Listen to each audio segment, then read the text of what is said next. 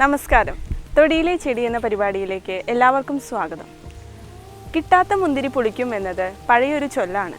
എന്നാൽ കിട്ടാത്ത മുന്തിരിയെയും അധിക്ഷേപിക്കരുത് എന്നേ മുന്തിരി മഹാത്മ്യം അറിയുന്നവർ പറയുകയുള്ളൂ. മനസ്സിന് പ്രിയകരമായത് എന്നർത്ഥത്തിൽ ദ്രാക്ഷ എന്നും, ശരീരത്തിന് സ്നിഗ്ധവും പുഷ്ടിയും നൽകുന്നു എന്നർത്ഥത്തിൽ മൃദ്വിക എന്നും സംസ്കൃതത്തിൽ ഇതിനെ പറയുന്നു. കൂടാതെ അമൃതഫല, സ്വാദുഫല എന്നെല്ലാം ഇതിനെ സംസ്കൃതത്തിൽ പറയാറുണ്ട്.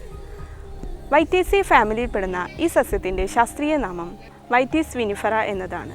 തണുപ്പുള്ള ഉയർന്ന പ്രദേശങ്ങളിലാണ് ഇത് കൂടുതലായി കണ്ടുവരാറുള്ളത്. ഇതിൻ്റെ ഇലകൾ ഹൃദയാകാരത്തിലാണ്. അതിൻ്റെ അരികുകൾ വിഭജിതമായിട്ടാണ്. ഇലയുടെ ഉപരിതലത്ത് രോമാവൃതവുമാണ്. ബഹുവർഷിയായ ഒരു വള്ളിച്ചെടിയാണിത്.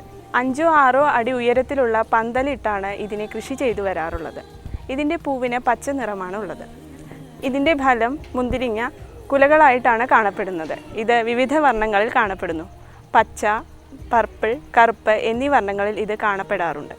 ഇതിൻ്റെ ഉള്ളിൽ വിത്തുകളും അടങ്ങിയിട്ടുണ്ട്. ഇന്നത്തെ വിപണിയിൽ വിത്തില്ലാത്ത ഫലങ്ങളും ഉണ്ട്. ലോകത്തെ ഉൽപ്പാദനത്തിൽ മുന്തിരിങ്ങയ്ക്ക് 3-ാം സ്ഥാനമാണുള്ളത്. പ്രധാനമായും വൈൻ, ജ്യൂസ്, ജാം തുടങ്ങിയവയാണ് മുന്തിരിങ്ങയിൽ നിന്ന് ഉൽപ്പാദിപ്പിക്കാറുള്ളത്.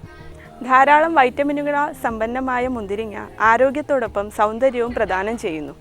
മുന്തിരിങ്ങയിൽ അടങ്ങിയിട്ടുള്ള പോളിഫിനോൾ എന്ന ആൻറ്റി ഓക്സൈഡിന് വിവിധ തരത്തിലുള്ള അർബുദങ്ങളെ തടയാനുള്ള ശക്തിയുണ്ട്. രക്തസമ്മർദ്ദം കുറയാനും പ്രമേഹം നിയന്ത്രിക്കാനും ഇത് നല്ലൊരു ഔഷധമാണ്.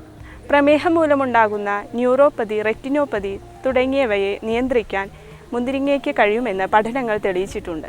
മുന്തിരിങ്ങയിൽ കൊളസ്ട്രോൾ കുറയ്ക്കുന്നതിനുള്ള ഘടകങ്ങളുണ്ടെന്നും പഠനങ്ങൾ തെളിയിച്ചിട്ടുണ്ട്. മുന്തിരിങ്ങയിൽ അടങ്ങിയിട്ടുള്ള നാരുകൾ മലബന്ധത്തിന് നല്ലൊരു ഔഷധമായി ഉപയോഗിക്കാവുന്നതാണ്. വൃക്കരോഗം, അനീമിയ, രക്തപിത്തം തുടങ്ങിയ അസുഖങ്ങളിൽ ഇത് നല്ലൊരു ഔഷധമാണ്. ഇതിൻ്റെ കൂടുതൽ ഔഷധ പ്രയോഗങ്ങളെക്കുറിച്ച് ഡോക്ടർ CM ശ്രീകൃഷ്ണൻ നിങ്ങളോട് വിശദീകരിക്കുന്നതാണ്.